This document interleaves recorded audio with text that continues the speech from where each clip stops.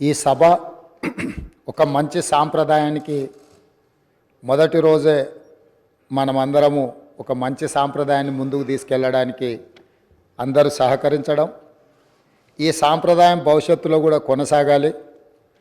ఈ మంచి సాంప్రదాయము సభ సమన్వయంతో అందరి సహకారంతో ఈ సమావేశాలను మనం నిర్వహించుకుంటే తెలంగాణ ప్రజల యొక్క ఆకాంక్షను, తెలంగాణ ప్రజల యొక్క ఆలోచనను ఈ సభ ద్వారా పరిష్కరించడానికి అవకాశం ఉంటుంది.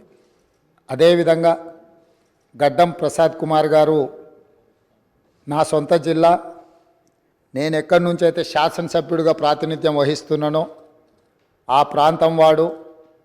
వికారాబాద్కి చరిత్రలోనే గొప్ప పేరుంది. నిజాం సర్కారు ఉన్నప్పుడు చాలా రుగ్మతులు ఉన్న వాళ్ళకి వైద్య సహాయం అందాల్సిన వివిధ రకాల ఇబ్బందులు ఉన్న వాళ్ళందరినీ కూడా వికారాబాద్ గుట్ట మీద వైద్యం చేస్తే అందరికీ ఆ రుగ్మతలు తగ్గి సమస్యలు పరిష్కారం అవుతాయని తెలుసు.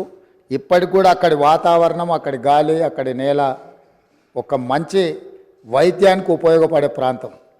ఆ ప్రాంతం నుంచి వచ్చిన గడ్డం ప్రసాద్ కుమార్ గారు మన 3వ శాసనసభకు స్పీకర్గా ఎన్నిక కావడం ద్వారా సమాజంలో ఉన్న ఎన్నో రుగ్మతలను, సమస్యల్ని ఈ సభలో వారి నాయకత్వాన చర్చ జరిగి పరిష్కారం అవుతుందని చెప్పి నేను స్పష్టంగా భావిస్తున్నాను, ఆశిస్తున్నాను.